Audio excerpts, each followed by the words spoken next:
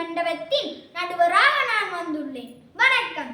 தித்திக்கும் தேன் தமிழில் எத்திக்கும் புகழ் பரப்பும் வித்தகை கவிதையால் பெரிதும் தேவை அறிவா பண்பா என கவிதை வாசிக்க வருகின்றார் பாராட்டுக்குரிய நாள்கள்.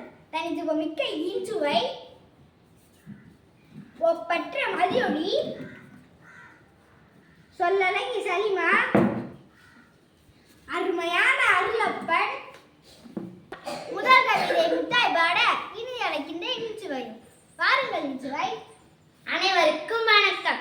புவி காக்கும் தமிழ் தாய்க்கும் கவியரங்க தலைமைக்கும் ஆன்றோருக்கும் சான்றோருக்கும் அறிவுதான் முன்னேற்றத்தின் ஆணிவர் என்று அறிவித்து கூற வந்துள்ளேன்.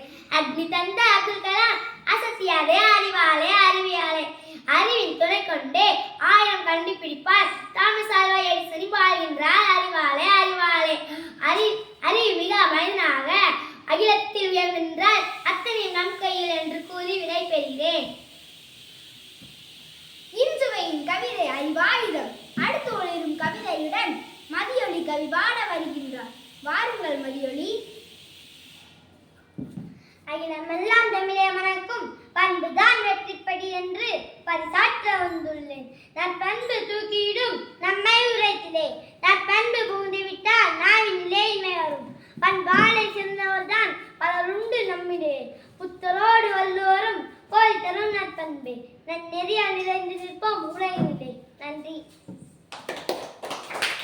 பண்ணின் பெருஞ்சிறப்பை பொழுதிரவே வருகின்றார் சொல்லலங்கி சலிமா.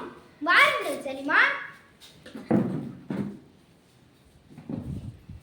பண்பிலால் பெற்ற செல்வம் பயனில்லை உலகோர்க்கே, பண்பேதான் அன்பை நல்கும் பன்மடங்கு உயர்வை தரும். உண்மை சொன்னேன் யாவருக்கும் அன்பின் மிகுதி அதிகமான் உயிர் காக்கும் நெல்லிக்கனியை கொந்தளித்தான் அப்பைக்கு.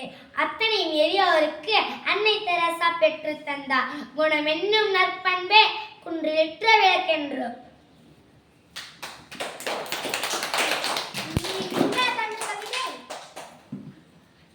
மதியொலியின் அருங்கவிதை. அறிவாற்றல் பயன் பேச அருளப்பன் வருகின்றார். செறிவாற்றல் கவிதை ஒன்றை செப்பிடவே வருகின்றார். வாருங்கள் அருளப்பன். அறிவாற்றல் உள்ளவன் தான் ஆளுகின்றான் அண்டத்தை. வெறும் பண்பை வைத்துக் கொண்டு பேர் பந்தல் போடலாமோ? கூறும் பண்பில் நம் வயிறை நிறைந்திடுமோ? நல்லவன் இருந்தால் நாடென்னும் முன்னேறுமோ? வள்ளுவன் வகுத்ததென்றோ மானை உலகு தூண் போன்ற அறிவே தான் நான் முகத்தை தொட்டிருமே. நன்றி. எல்லோரும் சிறப்பாக நல்லோர் போட்டிய மன்னன் நற்கவிதை வாசித்தார்கள். என்னுடைய தீர்ப்பிற்கு இசைந்தான் வருகின்றேன். கண்ணுக்கு இருவிழி கல்வியின்